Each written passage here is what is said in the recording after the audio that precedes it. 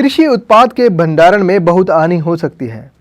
इस हानि के लिए कुछ जिम्मेवार कारक इस प्रकार हैं। जैविक कारक, कीट, कृंतक, कवक, चिंचड़ी और जीवाणु अनाज को नुकसान पहुंचाते हैं। अजैविक कारक, भंडारण के स्थान पर उपयुक्त नमी व ताप का अभाव होने पर भी फसल को यानी कि कृषि उत्पाद को भारी नुकसान पहुंचता है। निरोधक तथा नियंत्रण विधियों का उपयोग भंडारण करने से पहले किया जाता है। इसमें शामिल है दानों की सफाई, धूप में सुखाना, पीड़कों को मारने वाले रसायनों के साथ धूमकों का उपयोग आदि विधियां। आइए बच्चों, अब बात कर लेते हैं पशुपालन के बारे में। इसके अंतर्गत गाय, भैंस, भेड़ें, बकरी पालना, मुर्गी पालना, मछली उत्पादन आदि शामिल हैं।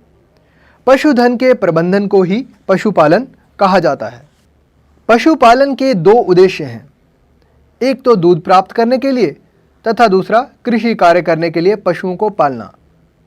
दूध देने वाली मादा पशुओं को दुधारू पशु कहा जाता है। कृषि कार्य करने के लिए जिनके उदाहरण इस प्रकार हैं, हल चलाना, सिंचाई करना, बोझा ढोना, इसके लिए पशुओं को पाला जाता है। भारतीय पालतू पशुओं की दो मुख्य स्पीशीज हैं, वॉस बुवेलिस यानी कि भैंस और वॉस इंडिकस यानी कि गाय। पशुओं की सफाई बहुत आवश्यक है। पशुओं से उच्च उत्पादन यदि प्राप्त करना है तो उनका रख रखाव, उनकी सफाई वगैरह का ध्यान भी रखना चाहिए। पशुओं के शरीर पर प्रतिदिन खरखरा मारकर धूल तथा झड़े हुए बाल को उतार देना चाहिए। पशुओं के आवास को भी साफ सुथरा रखना चाहिए। आवास छतदार और रोशनदान युक्त होना चाहिए। आवास पशुओं को वर्षा, गर्मी और सर्दी से बचाकर रखने वाला होना चाहिए। अब पशुओं का भोजन या आहार कैसा हो, इसके बारे में भी जान लेते हैं। दुधारू पशु के आहार की आवश्यकता दो प्रकार की होती है। एक प्रकार का आहार जो उसके स्वास्थ्य को अच्छा रखे, दूसरा वह जो दूध के उत्पादन को बढ़ाए। पशुओं के आहार के अंतर्गत आते हैं मोटा चारा यानी कि रुक्षांश, इसमें रेशे होते हैं जो कि पशुओं के लिए आवश्यक होते हैं। दूसरा सांद्र चारा, इसमें प्रोटीन और अन्य पोषक तत्व होते हैं। बच्चों, पशुओं में भी बहुत से रोग होते हैं और पशुओं को इन रोगों से बचाना आवश्यक होता है। पशुओं में बाह्य परजीवी तथा अंतः परजीवी दोनों ही होते हैं।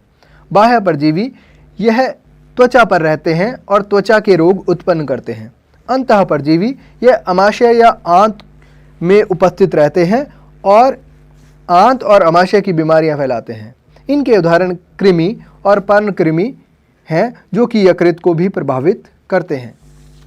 पशुओं को समय समय पर टीकाकरण और डॉक्टरी जांच कराकर इन रोगों से बचाया रखा जा सकता है।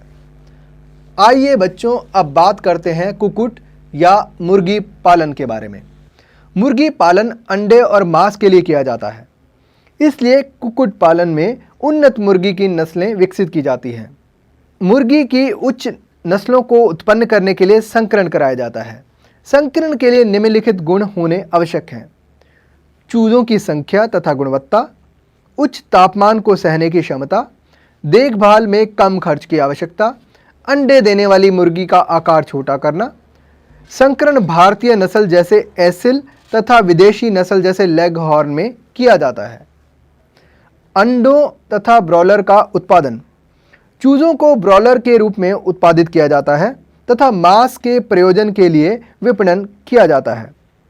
अच्छी प्रबंधन प्रणाली के लिए अच्छा आहार, आवास, उचित ताप, स्वच्छता और रोगों से बचाव आवश्यक है। ब्रॉयलर के आहार में प्रोटीन, वसा आदि मुख्य होते हैं, जबकि अंडा देने वाली मुर्गियों के लिए विटामिन ए और विटामिन के युक्त आहार आवश्यक होते हैं। मुर्गियों में जीवाणु, विषाणु, कवक और परजीवी रोग बहुत होते हैं, इसलिए साफ सफाई का विशेष ध्यान रखा जाना चाहिए। आइए बच्चों, अब बात कर लेते हैं मत्स्य उत्पादन यानी कि मछली उत्पादन के बारे में। हमारे भोजन में मछली प्रोटीन का एक समृद्ध स्रोत है। मछली उत्पादन में पंखयुक्त मछलियाँ, कवचीय मछलियाँ जैसे प्रॉन और मोलस्क सम्मिलित हैं। मछली प्राप्त करने की दो विधियाँ हैं, एक तो प्राकृतिक स्रोत जिसे मछली पकड़ना कहते हैं। दूसरा स्रोत मछली पालन या मछली संवर्धन है। मछलियों के जल स्रोत समुद्री जल तथा ताज़ा जल जो कि अलवणीय जल हैं होते हैं। अलवणीय जल नदियों तथा तालाबों में होता है। आइए सबसे पहले बात कर लेते हैं समुद्री मत्स्यिकी के बारे में।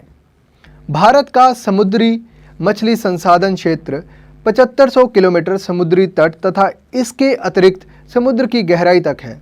समुद्री मछली पकड़ने के लिए विभिन्न प्रकार के जालों का उपयोग किया जाता है। मछली पकड़ने वाली नावों से मछली को पकड़ा जाता है। आम प्रचलित समुद्री मछलियों की किस्में इस प्रकार हैं: पॉम्फ्रेट, मैक्रल, टूना, सार्डाइन तथा बॉम्बे डक। कुछ आर्थिक महत्व वाली समुद्री मछलियों का समुद्री जल में संवर्धन भी किया जाता है। इनमें प्रमुख हैं मुलेट, भेटकी, पर्ल स्पॉट, कवचीय मछलियाँ जैसे झींगा, मसल तथा ऑयस्टर एवं कुछ समुद्री खरपतवार। ऑयस्टर का संवर्धन मोतियों को प्राप्त करने के लिए भी किया जाता है। भविष्य में समुद्री मछलियों का भंडार कम होने की अवस्था में इन मछलियों की पूर्ति संवर्धन के द्वारा हो सकती है। इस प्रणाली को समुद्री संवर्धन यानी कि मैरीकल्चर कहते हैं। आजकल सैटेलाइट तथा प्रतिध्वनि गंभीरता मापी से खुले समुद्र में मछलियों के बड़े समूह का पता लगाया जा सकता है तथा इन सूचनाओं का उपयोग कर मछली का उत्पादन बढ़ाया जा सकता है। अंतःस्थलीय मत्स्यिकी ताज़ा जल के स्रोत नाले, तालाब, पोखर तथा नदियां हैं।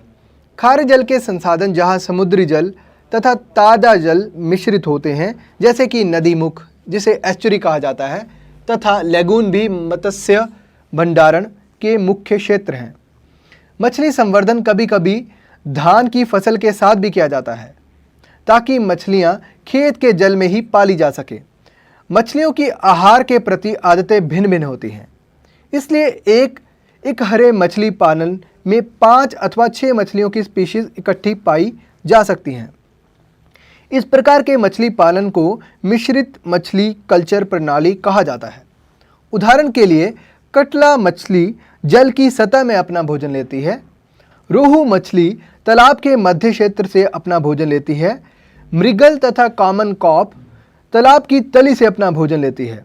ग्रास कॉप खरपतवार खाती है। इस प्रकार ये सभी मछलियां साथ साथ रहते हुए भी बिना स्पर्धा के अपना अपना आहार लेती हैं। इससे तालाब से मछली के उत्पादन में वृद्धि होती है। मिश्रित मछली संवर्धन की एक समस्या है कि इनमें से कई मछलियां केवल वर्षा ऋतु में ही जनन करती हैं। यहाँ तक कि यदि मत्स्य डिंब देशी नस्ल से लिए जाएं तो अन्य स्पीशीज के डिंबों के साथ मिल सकते हैं। अतः मछली संवर्धन के लिए अच्छी गुणवत्ता वाले डिंभों का उपलब्ध न होना एक गंभीर समस्या है। इस समस्या के समाधान के लिए ऐसी विधियां खोजी जा रही हैं कि तालाब में इन मछलियों का संवर्धन हार्मोन के उपयोग से ही किया जा सके। इससे ऐच्छिक मात्रा में शुद्ध मछली के डिंभ प्राप्त होते रहेंगे। आइए अब अंत में बात करते हैं मधुमक्खी पालन के बारे में। मधु या शहद का सर्वत्र उपयोग होता है, अतः इसके लिए मधुमक्खी पालन का उद्यम एक कृषि उद्योग बन चुका है। चूँकि मधुमक्खी पालन में पूंजी निवेश कम होता है, इसलिए किसान इसे धनार्जन का अतिरिक्त साधन मानते हैं। शहद के अतिरिक्त मधुमक्खी के छत्ते से मोम भी प्राप्त होता है। मोम का उपयोग औषधि तैयार करने के लिए किया जाता है। व्यावसायिक स्तर पर मधु उत्पादन के लिए देशी किस्म की मक्खी एपिस सेरेना इंडिका, सामान्य भारतीय मक्खी, एपिस डॉर्सेटा, एक शैल मक्खी तथा एपिस फ्लोरी, लिटिल मक्खी का उपयोग किया जाता है।